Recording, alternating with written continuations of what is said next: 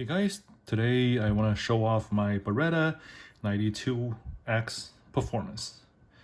First thing first, safety check, dummy rounds, dummy round, okay, dummy round. All right, I really like this gun, and it's so far the most kind of butter smooth slide to frame movement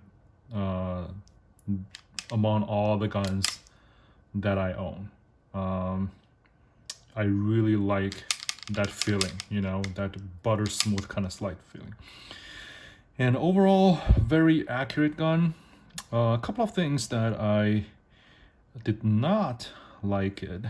First of all, the grip, it's not as high as I want it to be. So if you see here, where my thumb is and where the bore axis is, I said there is like a big gap over there. That's the thing that I don't quite like about it. And if you see the beaver tail is kind of low, right? But it's just me. The other thing is definitely this is not a Optic Ready gun, and obviously they recently just released the Optic Ready version. I'm not just gonna go buy another one for that sake. I'm gonna remove the rear sight and use a Tony system, dovetail mount, red dot plate later to install my own red dot on it. The downside of Tony system is that it takes long time to back order, and so far it's been, I don't know, like 2 to 3 months, and they still haven't shipped it out yet. But I'm just waiting patiently. Next thing I don't like is, there is some kind of a thumb rest here, and it works, but it's not as outstanding or as big as I want it to be. And there's, so far as I know, no third-party aftermarket thing for the takedown lever, also serving as the thumb rest, similar to SIG P 320. So far I haven't seen anybody making a bigger thumb rest for that. So that's another kind of a downside, but I can live with it because it can still kind of work. Next thing is actually not a whole lot of things that I don't like about it. And let's see what I did to it, right? That's the biggest topic. Let's see, first thing first, obviously I sent it to London Tactical and have the whole package that they have, what they call it, the trigger job package or whatever. I sent it to them and they got installed and improved my overall trigger travel and trigger pull and everything. So I like it a lot, and I can experience a big difference. The shooting experience is big perceivable difference before and after. There was one thing that it had, one problem it had, and actually London did not really resolve it for me either. And maybe it's just by design, or it's just a kind of you can call it a defect or whatever. So here's the problem, right? Let me see whether I can reproduce that. So you rack it, and then you can notice that the trigger is here, and then you slightly pull. There's a little kind of play for the trigger bar to move and the trigger to go back, and then it will stay there, and then you can do the regular like a trigger pull and everything works. It's just that first, see the move. So after you rack the slide, and there's a little kind of a play. It's not even pre-travel. It's not the pre-travel. So it sits here, and then it is able to move backward just by slightly, and then it cannot actually move forward. Once you pull it back, it will stay there, right? And ideally, this is where I want it to be. It should stay here, and it should be like that every time. But you know, there's just that slight play. Let me just move it closer so that you can see. There's just that slight play, right? And I also replaced. There's a whatever they call it, like a triangle shaped spring. They call it a trigger bar spring. Yes, I got it from, I think, Midwest Gunworks or whatever, and I replaced that, and it's still the same. So same problem. So it's not the factory springs problem. And yeah, London Tactical took a look at it. They say they would take care of it for me, but they actually, you know, did not, and they probably did not think that's a problem. And I asked on the internet, some people have the same problem, some people don't. So it doesn't really bother people, I guess, if you're shooting, you know, continuously, right, on the range or during the match or whatever. It doesn't really bother you. Yeah, that's a mystery so far, why there is a trigger bar play after the slide is racked. So that's one thing. Anyhow, I'm very happy about the London Tactical's upgrade, their trigger job. I didn't choose the trigger job in a bag kind of a option because I don't trust my kind of skills on doing the whole upgrade by myself. So I just trusted them. I just sent the gun to them, and they did everything. So that's the one big upgrade that I did that I'm super happy about. Next one, as you know, I always, you know, purchase DPM spring, recoil spring from DPM system. I did the same for this gun as well. But again, I haven't installed it yet. I just, you know, I just want to have it. And I might play with it later on, you know, when I feel like so. And next thing is definitely, you can see this is from lock grips. I always swap out the grips and you know, replace with lock grips, whatever they have. This is a G10 version. I'm waiting for them to produce a brass version, black coated brass version, so that the grip can be heavier.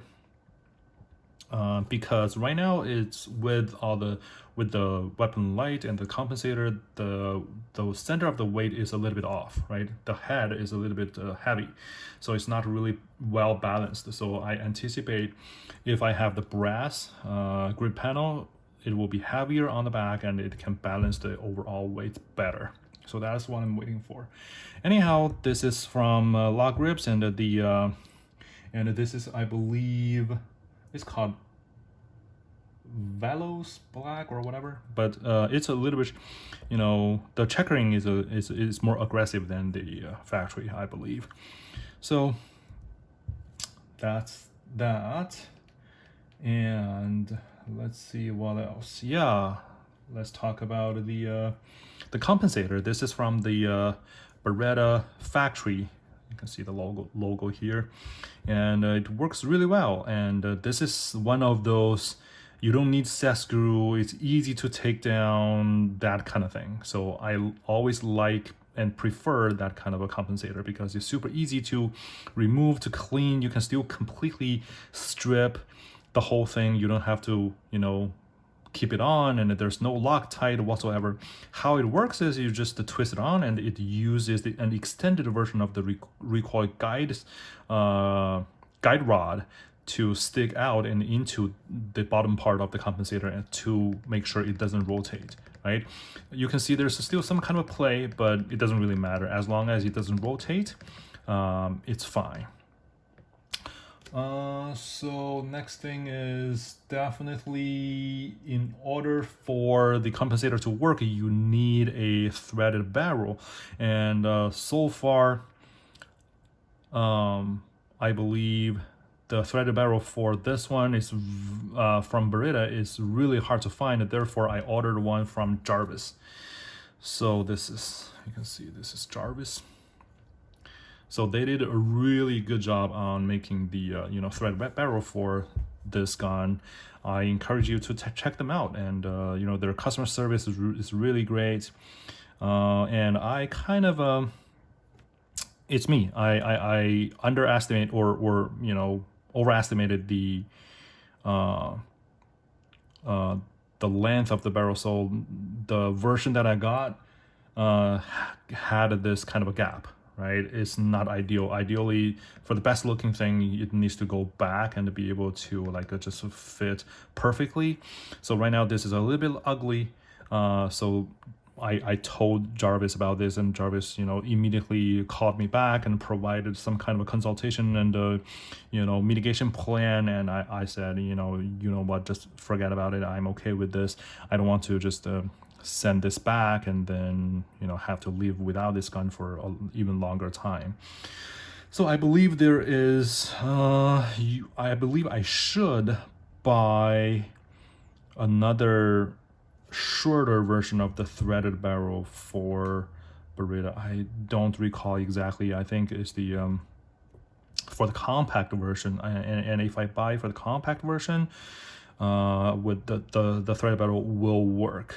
So for the M4, M9, A 3 or A4, so their factory barrel is longer than the performance.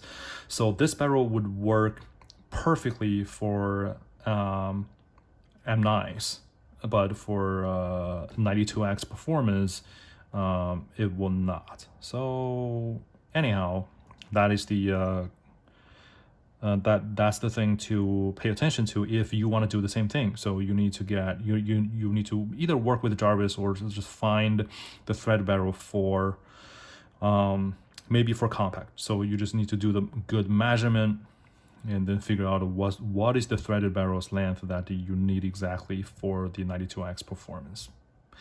Anyhow, that's an imperfection right there, but it's okay. Let's see what else I purchased. Yeah, some lighter recoil spring or whatever. So actually the factory compensator, it works with the original recoil spring. It works well. I didn't even need to go with lower recoil spring weight, so that is good.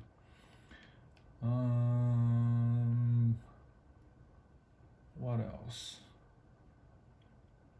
Yeah, this one actually I want to show off. So in order to make my gun heavier on the back, and while I wait for the brass grip panel, I ordered this. This is a steel. No, this is brass. The brass extension base pad is super heavy, and this is from Taylor Freelance, and this is actually for Koenig. And they made this for Koenig, and they on their website they mentioned, hey guys, this works for Beretta. So I tried it, and guess what? It fits perfectly, I would say. You know, it fits really well for Beretta 92X. So yeah, this is a mitigation that, you know, to increase the weight on the backside of the gun. Yep. So yeah, so overall this gun is pretty heavy because all of the added weight. That's exactly what I want, because I want the minimum kind of you know, recoil impulse when I shoot. So yeah, overall super happy about this gun. So just waiting for the Tony System red dot plate to come in so that I can install it and play with my red dot. Other than that, this is one, yeah, it's really good. But you know, the only thing is why my hand is so low, apart from the borax, you know, at bore axis. I really want to have that feeling of, you know, holding up high and be able to, you know, really control that recoil. So yeah, I would say the grip is probably not the most comfortable gun that I've ever had, but you know, it's a heck of a good shooter. That's about it. Yeah. Thank you for viewing. See you next time.